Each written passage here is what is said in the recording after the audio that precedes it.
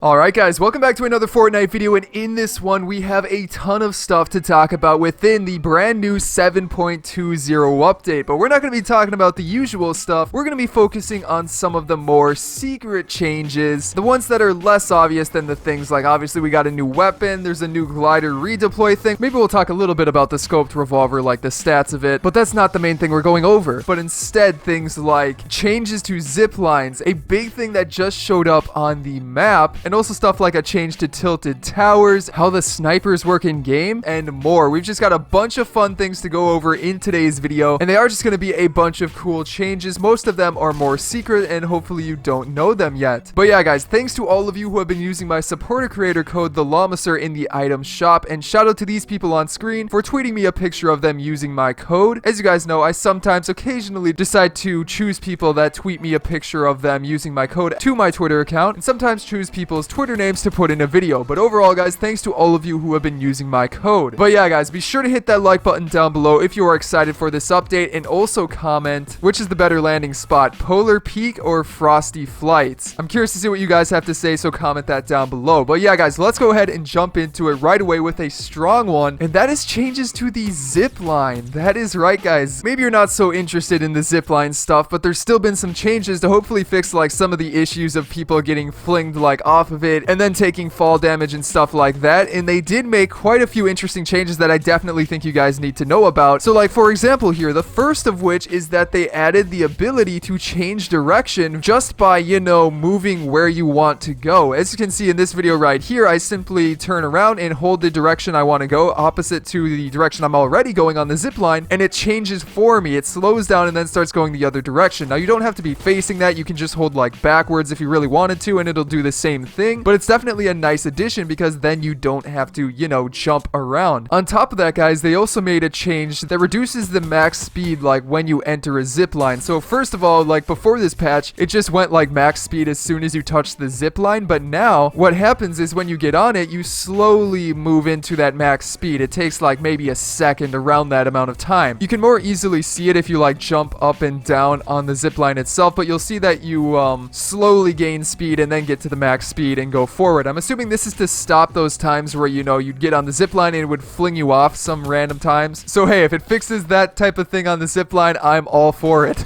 But yeah guys, on top of that, there's also destruction effects. Those have been brought back when you're riding a zip line, and I think the way it works is that if there's just structures in front of you when you're on the zip line, you'll just break through them. Not 100% sure, but yeah, definitely a nice change. So I'm glad they added these things to the zip line. After that then though, let's talk about a real quick change to the snipers in the game, and it's actually a pretty big one that I think you guys should know about. This will affect like how accurate you are, and then you know what, right after we'll get into that big map change, and then we've got a ton more to go over. But yeah, with these weapons specifically, they changed them quite a bit, and this I found pretty surprising because it is going to, you know, affect how you use these in game. So as you guys know, there's been a bunch of different variants of this weapon, and recently, or sort of recently, you guys know in the past we got the heavy sniper. Now this one I think is the only one that had a different, you know, what would you call it, drop of like the bullet itself. You guys know it didn't drop as much as the other ones, and that kind of just made it, you know, a little bit different, and honestly a bit better because it was a little bit easier to actually hit targets with it. Well guys, with this patch, every one of the snipers now has the same, you know, let's just say drop pattern. I don't exactly know what it's called. Actually, I think it's called the trajectory, so let's just go with that. But the other ones have the same as the heavy. So that is right guys, it's going to change a little bit how you use like the bolt and stuff like that. The new suppressed version, you're gonna have to adjust for that new trajectory. So it is an interesting change, but definitely something to be aware of. Now after that guys, let's talk about one of the bigger changes, and you may have already heard of this, but you may not know like this one specific thing about it. But guys, if you take a look on the map right now, there is a big sphere floating above Polar Peak. This is the kind of stuff we've been waiting for, like more stuff for the season 7 story. I'm so happy that we're finally getting some things to like, you know, more theorize about. Now this big sphere, if you want to see it, I'm pretty sure it's in, you know, most game modes, but as you can see, it is this big like ice sphere, and that's a very interesting thing to take note of. It definitely does seem like it is made out of ice, and that's even more apparent when you try to get close to it. You can build up to it sort of close, you can actually go under it, but when you try to get closer to it, it actually affects your screen. Like your screen starts to get frozen the closer you get to it until you like can't even see anything. So it's a very interesting thing. We don't exactly know the purpose of it. Obviously, it's above Polar Peak, but if we're going to theorize about it, I think we need to save that for a separate video. You guys know I love to come up with theories, search for more clues, and we're definitely going to have to search for more clues, but I think we can expect some crazy things to happen soon, especially now that this is here. After that then, though, we have a huge change, or it's not really huge, it's more like a simple change that is just really interesting, I guess, that I think may have an interesting effect on the game. So what am I talking about here, guys? Well, I'm actually talking about small shield potions. Now, they didn't change anything about like how long it takes to use them in game, but they did change the amount that you can stack. That is right, guys. You used to be able to stack 10 of these in one inventory slot, whereas right now you can only stack 6. That is the recent change that they made, so that is very, very interesting. As you guys know, a little bit ago, they made the change to the regular shield potions and made it so that you could stack 3 instead of 2, which like in total would be 150 shield, but the old version of the small shield potions allowed you to stack 10 at a time, whereas now with 6, it's kind of similar. They both can heal you for the same amount, granted, you know, in different ways. You can't use all of the small shields at once. You can only use them up to 50 shield, and then you have to use like a regular shield potion. But either way, that's going to be interesting. I'm curious to see how that plays out. Now, we also have that change to tilted towers to go over, but before we get into that, I think I have maybe a couple more things real quick that are also pretty big, like the first of which is a change to the minigun. This is one that I did not expect. This item has been in the game for a long time and hasn't really received that many nerfs or buffs or changes or anything like that, but recently it did get a pretty big change. So let's real quick go over the details for that, because I'm curious to see how this like affects the item itself. Now, there's two main changes to this. The first of which is that they actually added an overheating mechanic. That is right, guys. You can no longer fire the minigun like until you run out of ammo. It'll now overheat about every 6 seconds of continuous fire. And like as you can see right here in this example, this is exactly what happens. It actually does overheat, and if it does overheat, you then have to give it a little bit of time to cool down before you can use it again. Definitely very interesting overall. But that's not the only change that was added. They also reduced the wind-up time by 37%, and I'm a little bit confused how exactly that works, but either way, it's something to take note of. But overall, that is pretty interesting. Granted, this thing wasn't like something that a lot of people used, but it could be annoying, I guess, if you were like trying to defend yourself and somebody was firing this at you continuously. It was kind of, you know, it was a little bit odd, but definitely something to take note of for sure. But then we got a couple more things to talk about, and actually the first of which, just real quick, obviously guys, you already know about the scoped revolver, but I real quick wanted to just cover like the specifics of it, the specific stats, so you guys know like exactly how it works. But first of all, it is available in epic and legendary variants, and also this isn't going to take long, but yeah, it comes in epic and legendary. It fires medium ammo, so like the stuff for ARs and things like that. That's something to take note of, because I thought it maybe would have taken the other type. Can't quite remember the name right now, but you guys probably know what I mean. But then on top of that, in the respective rarity variants, for epic it does 42 damage per shot, and then in the legendary variant does 44 damage per shot. And then as for the item itself, when you're scoped down, it has like really accurate